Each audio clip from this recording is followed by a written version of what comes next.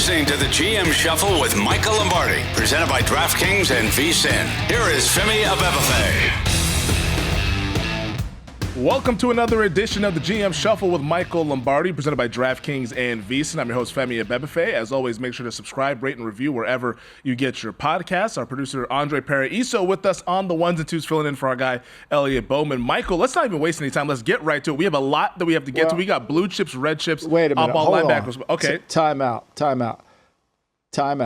I'm Joe going Biden was in Las Vegas. You're flying out of the gate. Slow down for a second here. President Biden was in Las Vegas. Yes. He got COVID. Yep. Elliot Bowman, our producer, number one guy, Mr. Purdue, Mr. Missouri, the man who does it all for us, he got COVID. Now, what are you insinuating? He lives in Las Vegas. I'm just saying, did Joe give it to Elliot or did Elliot give it to Joe? Because I think something happened here. I mean, both guys were in Vegas. They had a secret meeting. I don't know. Maybe Elliot's going to be part of the campaign. I have no idea. But, anyway, we hope he feels better. We hope Joe feels better. Look, COVID is – it's no joke, man. It's back, apparently. We don't know.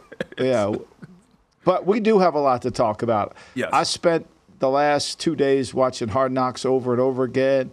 We got so much to talk about. So where do you want to begin, Femi? It's your world. We're just living in it. You go. Hey, you're the one that's name is on the show. It's not my world. But we'll begin with Brandon Aiyuk. We'll put off Hard Knocks to the side. I want to talk about Hard Knocks. I want to talk about Devonte Adams. We also have blue chips, red chips, off-ball linebackers that we'll get to as well. But this Brandon Aiyuk situation continues to add chapters as the San Francisco 49ers all-pro wide receiver officially asked for a trade from the 49ers. The two have been at a contract impasse. I'm sure the Niners have their number. Aiyuk has his number. But when I saw this news, Michael, I just felt like the first thing that came on my mind was, didn't Deebo Samuel do this 2 years ago? Then they ultimately came to an agreement. How is this situation different in your eyes? It's not different. I mean, just because they put the word officially in there. Here's the reality, and we have to stop with this. And a lot of it, I get that when someone asks for trades, that's news. But the NFL is not the NBA. Okay? Nope. Like Brandon Aiyuk, I hate to give you this news. You're not James Harden. Okay? You're not Kevin Garnett. You're not LeBron. You just can't demand shit. Like, you're not going to demand. They have you for the next 3 years. You've collectively bargained this with your union. Okay? I don't know what the NBA does. That's not my business. But in the NFL, the 49ers have your contract for next year. It's a fifth-year option. You're not a free agent. Then you become a free agent. They could franchise you 2 more years. So you're in bed with them for 3 more years, whether you like it or not. And they control it. And here's where I think the key point is, and I said this yesterday on McAfee's show. When you have an organization that has alignment like the 49ers, like the where you can't influence the owner, okay? You can't influence him in one way or the other. Then what difference does it make if you scream, I want to be traded? You're not getting traded. Mike Brown was never trading Jesse Bates. I said that when Jesse Bates came out and said, I demand to be traded. I said, good luck dealing with Mike Brown on that, right? Yeah. Like, that's not going to happen. And so, like, this is ridiculous. The 49ers, from a football standpoint, cannot replace Aiyuk this year. Maybe they could next year, but they can't do it right now. Yeah, and like the Niners, like I even tweeted, like when the news came out, I was like, I don't think they want to trade him. So it feels like we're just going to be at some sort of stalemate. Training camp is next week. We'll see if Aiyuk shows up or doesn't show up. But I saw some reports out of the Bay Area saying that the Niners kind of gave Aiyuk permission to seek a trade right before the draft. I mean, we had the discussions around that draft time of could the Steelers come in and try to trade for Brandon Aiyuk? It feels like nobody is really wanting to raise their hand to say, we want to pay Brandon Aiyuk Justin Jefferson money, which maybe that's where he's kind of not being kind of squaring up with that and understanding what the actual value is. Right. I mean, it's a little bit like, okay, you want to trade? Okay, you think you're worth $35 million a year? Why don't you go talk to some teams? We'll give you permission to see if they're paying you $35. You go talk to some of those teams. If somebody wants to pay you $35 million a year and you think you're worth that, then you're worth 2 number ones to us. I mean, it's like, so, like, not only, see, what people don't understand, not only the Giants had to give up a second-round pick, which I think is tremendously valuable, but they got a pass rusher in Brian Burns. Yep. But when you have to give up 2 ones to get a wide receiver and then pay the receiver in the top 5 players at his position, you're basically giving away 2 free contracts for 5 years. That player better really tilt the field, okay? No, 100%. Like we've seen it years. I mean, as a Cowboys fan, I remember the Joey Galloway trade earlier, and obviously those many CBAs ago. But with this current CBA, I just don't see what this is. Like, to me, it just feels like an 11th hour move by Brandon Aiyuk to try to force the issue right before training camp. But as we've seen the Niners do, they're not going to panic. I mean, they didn't pay Nick Bosa until the week before the regular season last year.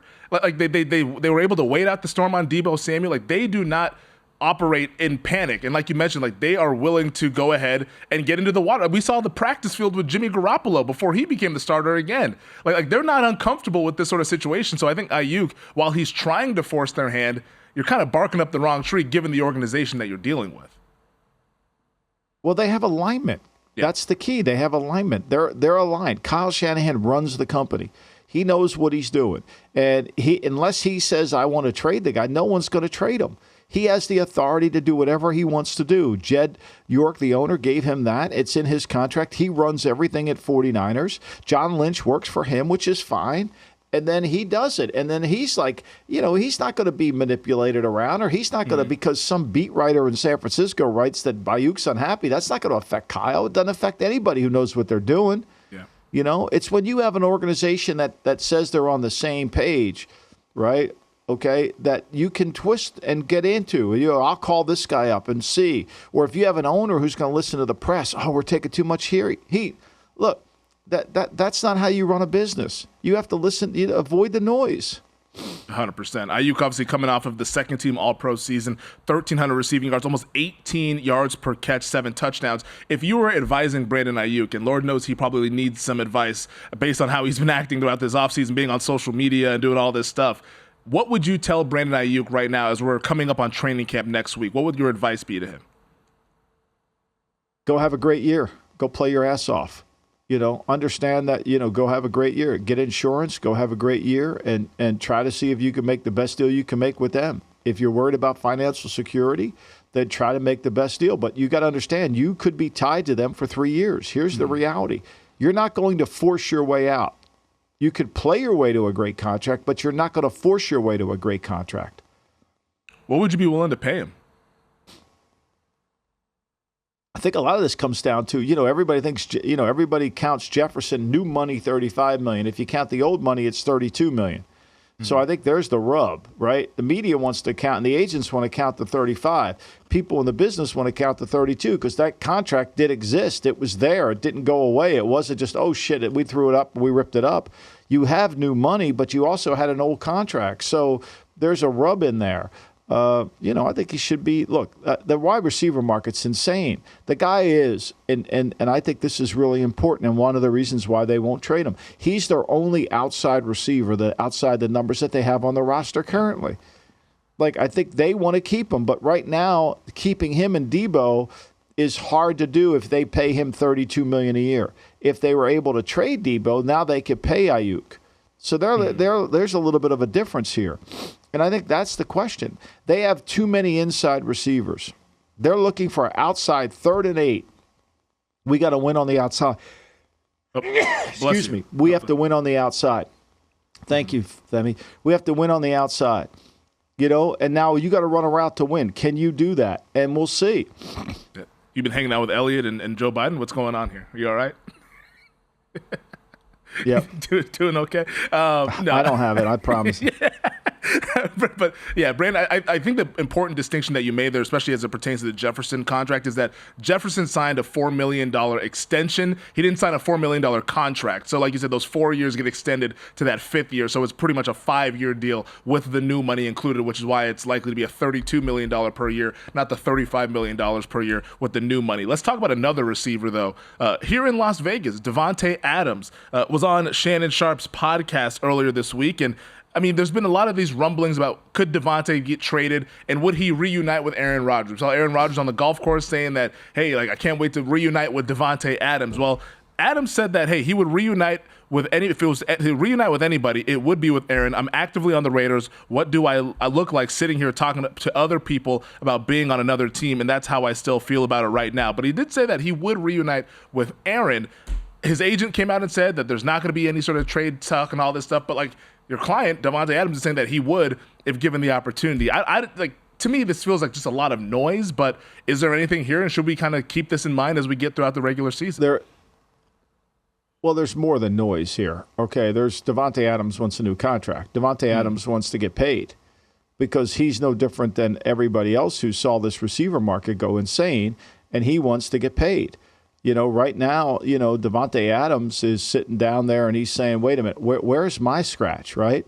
I make 28 per year. I'm one of the best receivers in the league. I'm $7 million behind Justin Jefferson if you count the new money. I'm $4 million behind AJ Brown. I'm on St. Brown. Me and Tyreek Hill, we deserve more coin.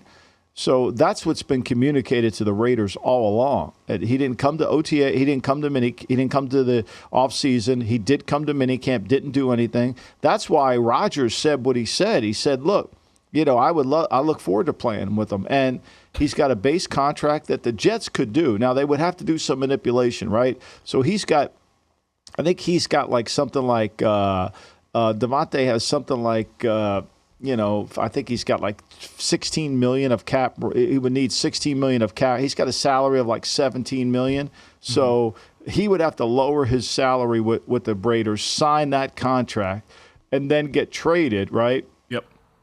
And then redo the contract when he got to the Jets. I mean, the Jets don't have 16.6 cap room to fill him in. They could restructure Quentin Williams' deal and then take him in that way, and then redo his deal once he got there, which is something they could easily do. So I think there's smoke here in the sense that Adams wants a new contract. I don't know how much smoke there is in terms of are the Jets going to trade for him. The Jets still have to deal with Hassan Riddick. Yeah. So that's an issue they've got to deal with. Yeah, Adams right now, his base $16.89 million. The signing proration $3.85 million this year, and there's a restructure for $4 million, and as a roster bonus of $510,000 here for the Las Vegas Raiders. 32 years old. I'm not saying that he's getting up there, but like we said, like the production slipped a little bit last year. Maybe that was the quarterback situation that they had a season ago with Aiden O'Connell and Jimmy Garoppolo. So we got these receivers. They want their new money. I'm assuming Tyreek at some point is going to get some new money. Maybe Devonte Adams will get some right behind him as well. We're rolling along here on the GM Shuffle. On the other side, we'll get Michael's thoughts on episode 3 of Hard Knocks, and then we'll get to blue chips, red chips.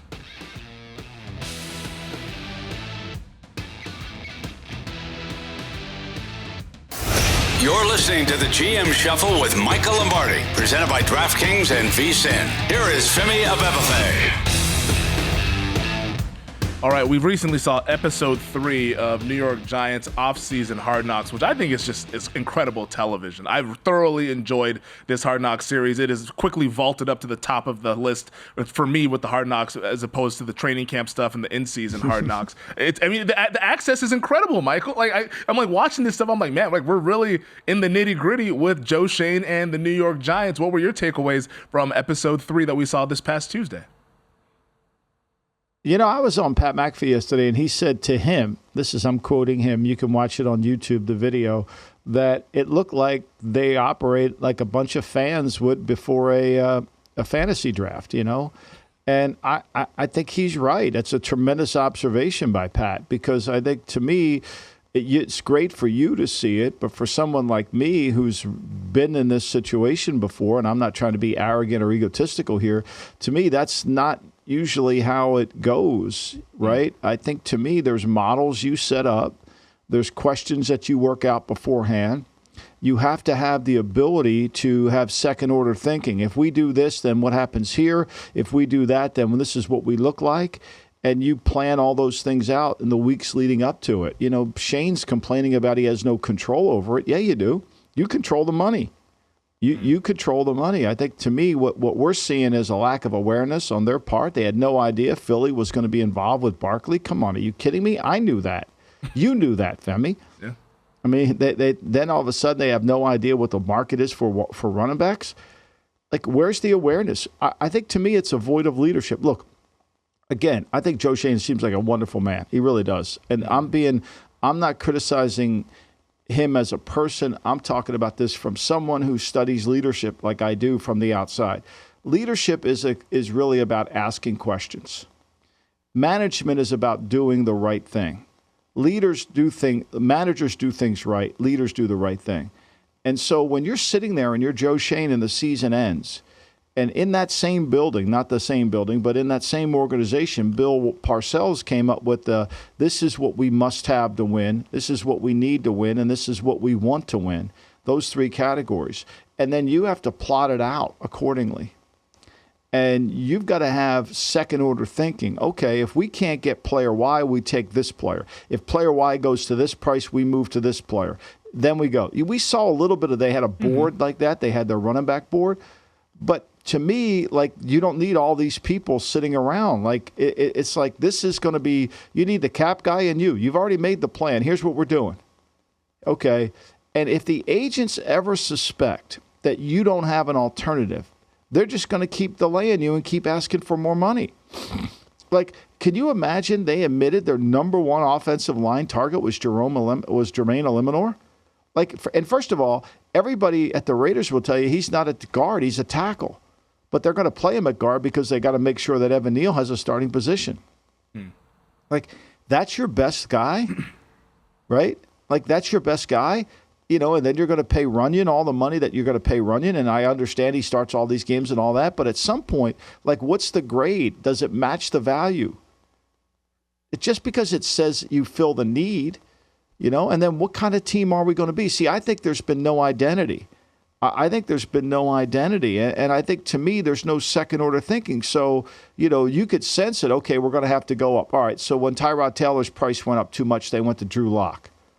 Well, didn't you really kind of have a sense of Tyrod Taylor's price? And then what are we getting with Drew Lock?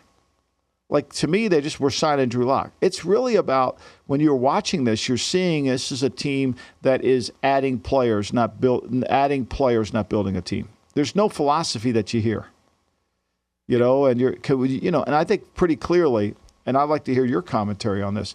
I just get the sense that John Mara isn't exactly the happiest owner in the room. Your thoughts? And that's where I wanted to pick it up there, because we saw the dynamic between Joe Schoen and John Mara, and Mara was kind of like concerned about the Saquon Barkley departure and saying that we saw in the last episode, oh, he's our most popular player, and like, you should never be making decisions based on that. But Mara, you could tell, was like a little uncomfortable with Joe Schoen's, like, I mean, essentially Joe Schoen was like, yeah, I mean, I don't think it's a big deal if we lose Saquon Barkley. That's kind of the vibe that he was giving off, and like, he had his number and he has his running backs at 27. They kind of make this drop off, so I don't really want to get involved with that, which, hey, that's his philosophy. That's fine. Like, I think that's totally fine to have your own philosophy. But like, just like, I think he didn't really like sell John Mara on, hey, like, we're going to be okay without Saquon Barkley. And you can tell, like, John Mara said, I'm going to have trouble sleeping at night if he's in Philadelphia. And he signs in Philadelphia, which the way just his body language, I'm telling you, if they don't win, this thing is done. Like, John Mara, if he sees Saquon Barkley going for 12 touchdowns and 1,000 yards in Philadelphia, and it's fly Eagles fly, and the Giants are struggling with Motor in the backfield and the free agent pieces that they went ahead and got, I don't think John Mara is going to be really all in on this going forward. And boy, Daboll and Shane, they better win in 2024. Otherwise, they might be looking for new jobs in 2025. Well, essentially, really, what the difference is they paid Singletary $5.5 million, and they paid, and Barkley got $12.5. Like I said this before, when he was on the phone with Barkley's agent, I could tell Barkley's agent knew he had another deal. We all knew he had another deal. It was between Houston and Philly all along. The Giants were never going to get a chance to match. I knew that. You knew that. Right? They could have easily franchised him. And to me, if that $7 million was going to break the bank on a $255 million cap, then go, as I've said many times, go to Daniel Jones and get $7 million. He'll give you $7 million back. Trust me. You can figure it out. Do it just in incentives. Likely to be, unlikely to be earned. Daniel, you're on the team for, you dress after 10 games, you got $7 million. Guaranteed. We'll guarantee $7 million. We'll guarantee some money. We'll guarantee $7 million and guarantee $7 million in the year 3, right? Because he's going to be on somebody's roster. So if you guarantee it with offset language, you're going to get the money back at some point. You get some of it back. So, like, to me, I think very clearly all along, he had no interest in signing Barkley. He was done with Barkley, and he said it. Look, the negotiation wore me out. Well, that's your job. That's your job. That's crazy. That's part of being in your job. You think it's easy to make $6 million a year and be a general manager of the New York Football Giants? It's not going to come with some hardships. Like, we're not all whining. It's not, we're not all going to sing Kumbaya and go to Dairy Queen. Like, it's fucking hard. You know, it's the great Jim Nantz line. You know, they don't pay mailmen $7 million a year. Like, if you want to deliver mail, go out and deliver mail. You're going to earn a salary. Great. Love. Great life. You're going to have plenty of free time. But this job comes with fucking headaches. They're at your doorstep every day. If you're trying to avoid headaches, where are we going? That's called leadership. You gotta embrace it. You gotta want it. Like, I don't see any team building here, Femi. I don't see leadership. I want somebody to walk in the room and command the room. Okay, here's what we're doing. I don't want to see a bunch of guys sitting around in my office wondering what's going to happen next. Like, get the fucking work. We got shit to do. Yeah. We got stuff to do. And I think John Mara's body language is not good. I think Tim McDonald's body language in that room isn't good, too. I think they all know. They've seen it done before. I'm not saying they're right, but I think they've seen it done before where, you know, I don't think they're in alignment, if that's what you want to know. That's just an observation from my part. I have no evidence to support that. But I know this. John Mara's right. Barkley gives them the best chance. Barkley should have been a priority. And I don't really want to sign running backs. But I can't let one of my best players out the door, especially when I know the Ravens are paying whatever they're paying for Henry, $8 million a year, okay? And they got Lamar Jackson at 52, so Lamar's making 52. That's $12 million more than Daniel Jones. So you can't pay Barkley, right? You can't pay Barkley. He said they had no money in the body. He said we have no money. We can only okay. But that's where what I think fans are missing is you run models. Okay, if it costs us X for this player, this is what our team looks like. Okay, let's see if we can get these three players. What does our team look like? Like you're constantly having a board where it's just you, the cap guy, maybe the head coach is in there with you, where you're constantly going over models. Okay, this is what we look like if we do this. This is if we look like if we do that. All right, if we pivot and go in this direction, here's where it is. But if the agents think you're never pivoting, they're going to keep asking for more money. Like, they got to be scared. Oh, fuck, the Lombardi's, they're going to go, you can't trust them. They're going to go, we better take this deal. You better take this deal. Like, they could have signed Zach Moss for $4 million a year. Or you could have signed, whatever you want. Like, okay. But, like, who do we want to be? Like, who do we want to be after the season? You sit in your office and you listen to all the scouts, the pro guys. You listen to all of them. Okay, I got all this data. This is who we are. I'm making $6 million a year. This is the kind of team I want to have. Like, I don't care what Brown thinks. I don't care what anybody. This is the team. We're building a team. You want people to say that guy doesn't fit for what we're doing. I can get you Brian Burns, but you can't have anybody else. Well, what? Okay, if we took Burns' money and we spread it around and we signed another defensive end who's not as good as Burns for half the price and added 3 more players, what do we look like now? That's called second-order thinking. Yeah, and we didn't really see any of that. I think they were dead set on getting Burns. It was either Burns or Wilkins. They wanted one of the two. I think they made sure that they were going to leave this offseason with one of those two guys. Wilkins, of course, signed the big deal here in Las Vegas. But they didn't want Wilkins. You could see you could see there was the only guy that was, I think it was Rossetti. He was the only one who wanted Wilkins, and he was in Miami with them, and so he knows them. But you could sense no love to that. Like, to me, if you study the National Football League as intensely as you should, the other thing that bothers the shit out of me is you can't be on the phone and watch tape. Like, you just can't do that. Like, every time we go into his room, he's on the phone and he's watching tape. Like, that's watching tape. If you study tape, you can't be on the phone. You can't multitask. Trust me. I know it. I've tried to do it. It don't work. If you don't have complete concentration on the player you're watching and look for the non-obvious on the tape, that's why there's a difference between studying tape and watching tape. Shane's watching tape because he's on the phone. He's doing something else. People are coming in. No, leave me alone. We're going to. I'm studying this tape. It drives me crazy. Like, that's such a fan. We can't multitask. See, that's where it goes back to what McAfee said. It looks like fans. And people are going to say, oh, Lombardi, Yeah, for you as a fan to watch it, it looks great to you. For me as an executive to watch it, no. And that's what I hear from people in the league. Maybe we start calling him 4-game Shane, maybe. Since he's got all his screens up. He's got his cell phone now. He's talking to Ed Barry. You're doing way better than that. Trust me. You're doing way better than that. Don't give him your moniker. Do not. We'll see what happens more with this Giants Hard Knocks. I'm curious to say, because they gave us the teaser of them saying that, hey, would you be comfortable trading up for Jaden Daniels? Brian Daboll said yes. So, I mean, apparently they were not doing work on those quarterbacks. They said we're good with Daniel Jones. There's no buyer's remorse, but I think we're going to find out in episode 4 that maybe they really wanted a quarterback. All right, we'll do blue chips, red chips on the other side. This is the GM Shuffle.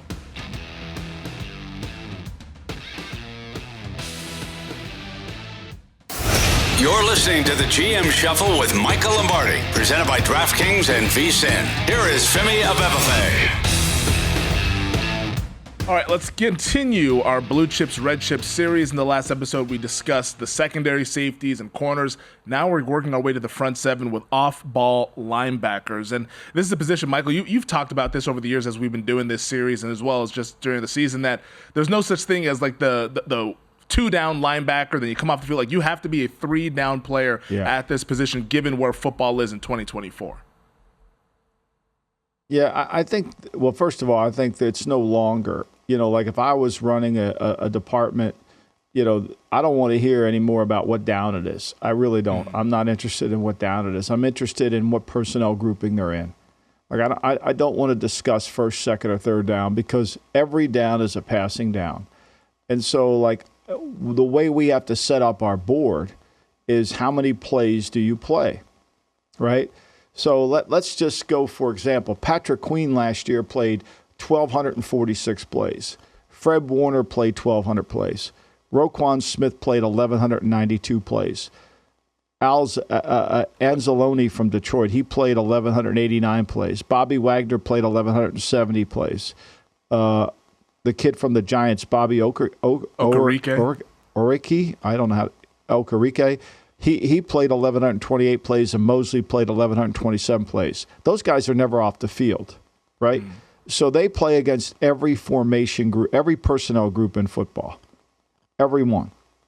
Now, when you get into certain levels of like, okay, who's the best covered linebacker out there? How many plays? Like Dotson, who went to Seattle, who's really a sub-backer, he only played 589 plays. Good sub-backer, right? Like when you look at some other guys, they play X amount of plays. And so I think, to me, that's where you really have to spend time understanding what the role of the player is, define the role of the player. Like, I don't want to hear that he's a two-down player. There is no two downs. He can only play against 12 personnel, or he can only play against 11, right? Like, let's take, for example, since we're on the subject of the great New York Football Giants team, the team that invented size and speed, Micah McFadden, right? Like, how many plays is he going to play in the new defense? In that defense, how many will he play as the will backer? I mean, I think that's a fair question, right? So you go look for it and you say, okay, can he play on these downs?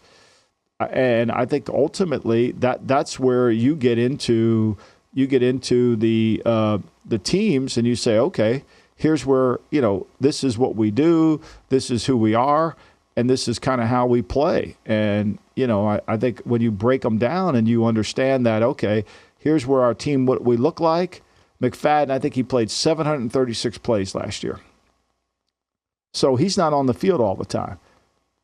And if he is on the field all the time, you're too slow. But that's a whole other horse of another color, right? Yeah.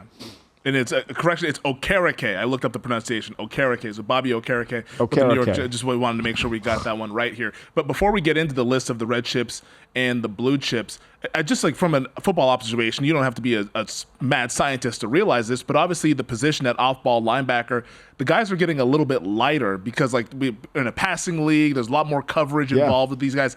Do you think that we would ever go back to bigger guys? Because football, it feels like it's always been cyclical. Like everyone is looking for that new edge. Maybe the new edge is being able to run the football and pound people physically. Like, I think about my own team, the Dallas Cowboys. I'm like, we're a little bit light in the ass in the front seven. That's why we can't stop the run. Are we going to eventually see the 245, 250-pound linebacker like we saw 30 years ago? Well, I think that's a great question, right? And so I think the reason why Dallas can get away with it is if you play from in front, right? If you play from in front, you can do that. Okay, if you don't play from in front and you have to play the run on every single down and you still are concerned about what they're going to do to us in the run game, then it becomes a problematic. It's Buffalo's issue, right? Yep. I mean, really, Buffalo has the same issue. Like, they're so small, but because they're able to get the lead, because their philosophy is built on we have to get the lead, then they can get away with playing nickel sub players. That's how they get away with it. That's how they get away with Bedford and those things. Like, for example, the Ravens. This is an interesting team to study, right? Mm-hmm. The Ravens had a 142-point differential in the first half. Whew. So they went into halftime with 142 points ahead of their opponent. And then in the third quarter, they increased it by 59. They had a plus 59 increase in the third quarter. So the fourth quarter was all just played nickel, all dime. Who cares if you run the ball? And so, at the end of the year, you look at it and say, well, they give up X amount of yards rushing, but you have to then take the number and put it into context. Well, they're playing from in front all the time. It's what makes Pittsburgh so remarkable defensively, is because T.J. Watt and Highsmith can rush the passer, and yet they never play from in front. And so it's hard. It's hard to the linebacking position has to be coordinated with that. I think your question is, like, if Dick Butkus came back today, could he play middle linebacker? The answer is yes. If Dick Butkus played today, he would be the fifth rusher. He would be someone who was coming, and you would try to probably mask him around in terms of, okay, we don't want him in one-on-one situations, but we want him. We know they have to account for him in the protection scheme. When the quarterback comes to the line of scrimmage, he says, 51, Butkus, he's the Mike. What's that telling the offensive line is whoever in the protection scheme has the Mike has him. Okay? Now, most of the time you want big on big. You don't want Motor Singletary blocking Dick Butkus. All right? So the quarterback has to come to the line. If that's the protection called, and you have Motor blocking Butkus, you change it and say, change, no, and then make somebody else the Mike so that the will becomes the line problem. You follow me? Mm-hmm. And I think, to me, that position is never going to go out of style, because when you bring a 270-pound man against a little running back or against somebody else, it becomes an issue. It's why Parsons is so successful, and he'll be even better with Zimmer when Zimmer moves him around from playing will backer to playing defensive end. They count him as a DL to start the protection scheme, but then when they move him around, or if he's in a four-man line playing will, who blocks him? And that's really where you gain the advantage.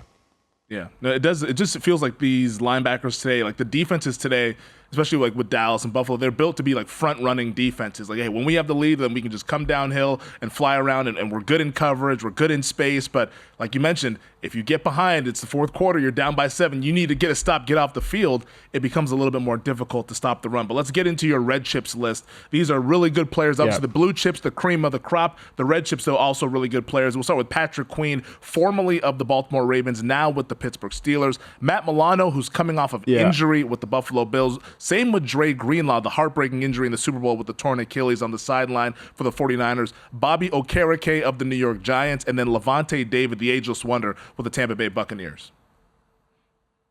Yeah, I mean, David played 1,000 plays. I mean, he was really good. I think Greenlaw, that was a devastating injury in there. He played 999 plays last year. He's very good in coverage. I think, to me, what you get from these guys is you get 4 down players. They can play in the kicking game too. Milano's injury, now he's small, played safety at Boston College, but you're right. When he goes in there, they're a better team when he plays. There's no question about that, because he gets them lined up. He's a great communicator, like Queen is, like all these other guys that like the Giants guy is. You got to be able to communicate. Levante David's very good at doing that too. So, but I think, to me, that's the key, right? And really now, as you're scouting, right, it's not so much evaluating how they fit the run, because the run fits are all one-gap schemes nowadays. So it isn't no linebacker. Back in the day when I first started scouting, a linebacker had a 2-gap to guard. So if you came out on Harry Carson, you had to Harry Carson punched the guard in the mouth, and he had both sides of the guard. Now run force and run defense is like a punt coverage. Everybody's running to a gap. Yeah. So for me, I think that's critical, and that's why you can get away with smaller guys. But you got to be careful, because they get hurt. Smaller guys get hurt. Yeah, and that's been the story for Matt Milano, who's 223 pounds. Imagine being in the 1990s and thinking we're going to see a 223-pound linebacker. Like, that's just kind of where football has gone today with it being a passing game. The cream of the crop, the blue chip guys, no surprise, Fred Warner for the San Francisco 49ers, C.J. Mosley with the New York Jets. Struggled with some injuries, but it was good to see him back on the field in 2023. Roquan Smith with the Baltimore Ravens, Demario Davis of the New Orleans Saints, and then Foye Oluokun with the Jacksonville Jaguars. Oluokun's a tackling machine. I mean, this guy just makes 1,000 tackles for him, you know, and he's all over the place, and he can do all three things really well. He played 1,100 plays for them, but I think the guy that doesn't get enough love is C.J. Mosley. Because really, Mosley is one of the best pass defenders. Now, here's the other key part of this, too, is when you have guys like Warner, Mosley, Smith, Demario Davis, and Oluokun, I mean, you become a better red zone defense. The Mike linebacker in the defense is really critical in terms of how good you play red zone. They have a lot of space to cover, especially if you want to be a quarters team in the red zone. If you want to really drop the spots, play red 2, do the kind of things that make it hard on teams. You know, like you take Cincinnati last year. Cincinnati was not very good, one of the worst pass defenses in the National Football League. But if you got down into the red zone, on them, I think they were the 11th best red zone team. It really saved their asses. Same thing with the Atlanta Falcons. I mean, they were able to play really good in the red zone, not because they had great talent, but because he schemed it really well. They were 4th best red zone team in football. You know, you could move the ball on them, but once you got in the red zone and once you got on third down where scheme takes over, it becomes a problem. But all these guys here, they play over 1,000 plays. There's no formation. They're off the field, and they can help. They really make a difference in pass coverage. And I think that's the key. You know, yes, Demario Davis is good in everything, right? Mm-hmm. And I could care less if they're a great rusher. Like, if you're blitzing Fred Warner, you want him to go again. You really want to run the blitz so that he's going against no one. You want him to be the free runner so he makes the tackle. You're not looking for this he's got to defeat the back. No. You know, and I think to me that there lies what these guys can do. Mosley is, to me, one of the best players. I mean, his coverage talent is by far what helps. He's hard to fool, too. You see Warner, Mosley, Smith, Demario Davis, all these guys are hard to fool. Like, they don't bite on the quarterback's eyes. They're hard to move out of the middle of the field. Yeah, Warner, I always think back to the game against Dallas on Sunday Night Football when they blew out Dallas. Like, on one play, he gets a tackle for loss, and the next play, it was like same series, he carries CeeDee Lamb all the way up the seam in coverage. I'm just like, dude, this guy's a freak of nature with what he's able to do. And if you have a linebacker like that, it's sort of a cheat code if you're able to kind of carry a receiver in the slot. Obviously, if it was one-on-one on the outside, it'd be different, but he was able to carry CeeDee Lamb in the slot and just showed off some of his coverage prowess there. Would you say it's between Mosley and Warner for who the best of the best is of this group? Like, who's like the best off-ball linebacker? I think Mosley was the best one last year. I really do. Right. I think Mosley was unbelievable. I think the Jets. I mean, Quincy Williams is a good player really too. Good. Yeah, he's really good. Both the Jets linebackers played over 1,000 plays. Think about that. It's a good defense. So that makes it really easy. That you don't have to substitute. That makes it really easy. There's nothing that they could put out there that you can't get to. Yeah, and so that's where they get really an advantage. Now, neither of those two guys are great rushers, but they're really good in coverage, and that's what they want. Yeah, it's a pretty good interior if you have. They want to win with their front. Yep. Yeah, when you got Quentin Williams inside, Now I think they're going to miss Bryce Huff, and I think they're going to miss the kid they sent to Denver. Franklin Myers? What's his name? He's got 3 names. Yeah, John Franklin Myers. Yeah, I mean. John Franklin Myers. I mean, I think you're going to miss both those. Franklin Myers was really good. I think that was a great addition for Denver. So, yeah, those are the best off-ball linebackers in the National Football League. We'll get closer to the line of scrimmage with our next Blue Chips, Red Chips. I can't wait for it. It's always my favorite episode, the defensive line guys and the edge rushers. Those are the guys that close out these games, and we're going to talk about them in the next podcast. But that does it for us here on the GM Shuffle. Thank you to our producer, Andre Perry Iso, on the ones and twos, filling in for our guy, Elliot Bowman. Get well soon, Elliot. Get well soon. We want you to get back on that horse, buddy. Subscribe, rate, and review as always. Also, our YouTube audience, continue to smash that like button. Comment, leave us some comments on there. We always appreciate that stuff there on the DraftKings YouTube page. YouTube audience, they're active, so we got to put them in there and then give them a nice little plug. But Michael, I'll talk to you a little bit later on, I should say. Training camp is here. Players are on the field. We're here, man. Football's back.